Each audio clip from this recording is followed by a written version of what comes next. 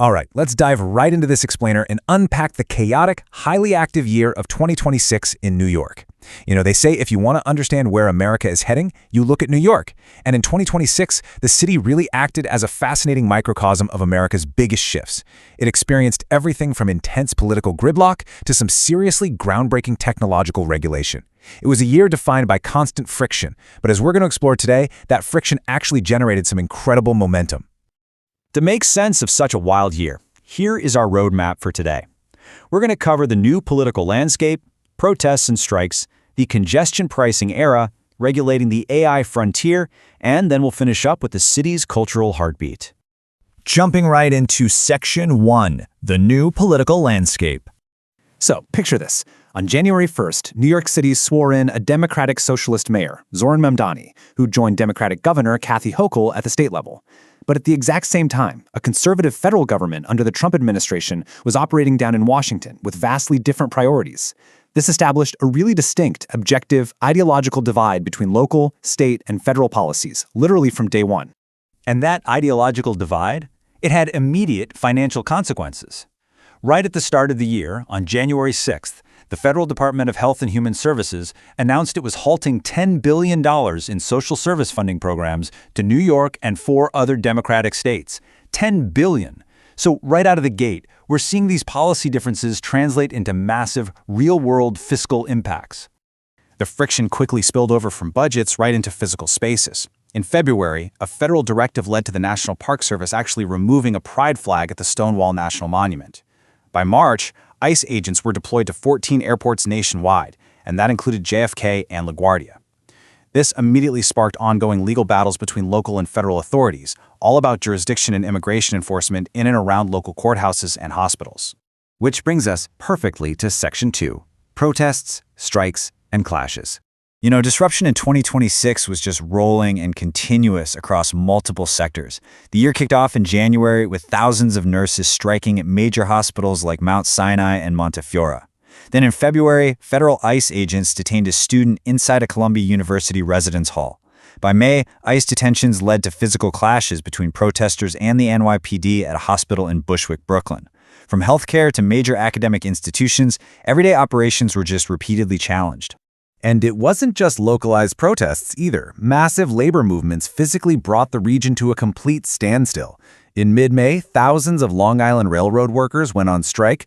This completely shut down the busiest passenger rail service in the entire United States for 3 whole days before a deal was finally reached. So looking at all of this, you really have to ask yourself, how do everyday New Yorkers actually manage to navigate a city that feels like it's constantly protesting, losing federal funding, or just grinding to a halt from strikes? How does a massive metropolis keep moving forward? Well, part of the answer lies in our third section, the congestion pricing era. Despite intense early skepticism, tons of lawsuits, and federal attempts to kill the program, the city leaned into this simple economic theory outlined by Charles Komanoff over at Vital City. He said, society is made better off when the negatives of goods or activities are covered, that is, included in their price. In short, when drivers pay for the congestion, the pollution, and the lost productivity they cause, everyone benefits. And in 2026, New York finally put this theory to the ultimate test by charging a fee to enter Manhattan below 60th Street. And you know what? The data from the first 6 months was absolutely undeniable. The toll zone saw a massive 22% drop in particulate matter air pollution. And that cleaner air, it extended to all 5 boroughs. Vehicle entries into the central business district dropped by 11%, and traffic injuries dropped as well. The city literally became cleaner, less crowded with cars, and way safer for pedestrians. On top of everyone breathing a little easier, the toll successfully raised a staggering $700 million in its first year alone. And this money didn't just disappear into the ether. It directly funded essential MTA public transit upgrades. We're talking about modernizing subway signals on the A and C lines, improving accessibility at the super busy 42nd Street Bryant Park Station, and continuing the 2nd Avenue subway. So now, with fewer cars and a massive new funding source, a major policy question has emerged. Mayor Mamdani campaigned heavily on getting congestion pricing right. The big focus now is whether his administration will follow through on their promises to rapidly expand pedestrian spaces, build protected bike lanes, and install dedicated busways on major Manhattan arteries using this huge new spatial dividend. All right, shifting gears entirely, let's look at Section 4, regulating the AI frontier. While all this physical transformation was happening on the streets, the state was tackling a totally different frontier by passing the RAISE Act. Now, to avoid vague rules, the law strictly defines what it's regulating. A frontier model is defined by a massive computing threshold, greater than 10 to the power of 26 integer or floating point operations. Basically, they aren't regulating your basic smartphone apps, they are targeting massive, world-altering AI supercomputers to ensure the tech is governed by clear, measurable math.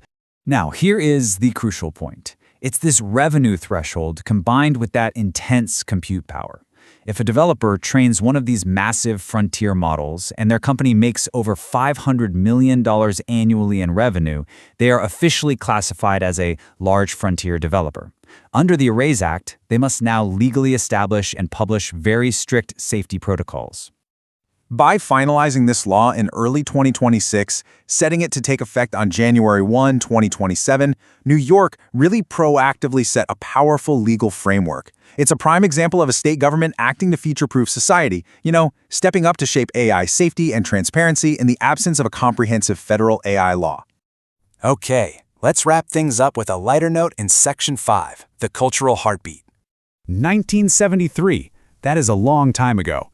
It was literally the last time the New York Knicks won an NBA championship.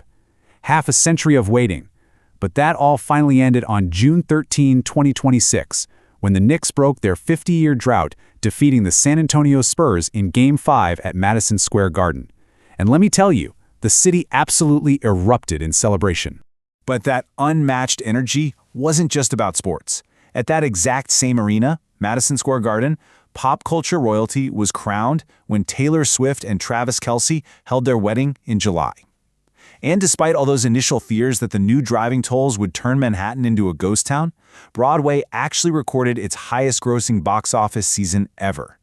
The whole year wrapped up with the historic Times Square ball drop celebrating America's semi-quincentennial, the 250th anniversary of the nation. So when you take all of this together, a really remarkable story emerges. Sales tax receipts were up, storefront vacancies dropped, and foot traffic increased. It becomes super clear that the constant friction we talked about, the protests, the political battles, the massive transit shifts, it doesn't destroy the city. It actually generates the heat that keeps New York's economy and culture moving relentlessly forward, completely outpacing the rest of the region. I'm going to leave you with this provocative thought to chew on.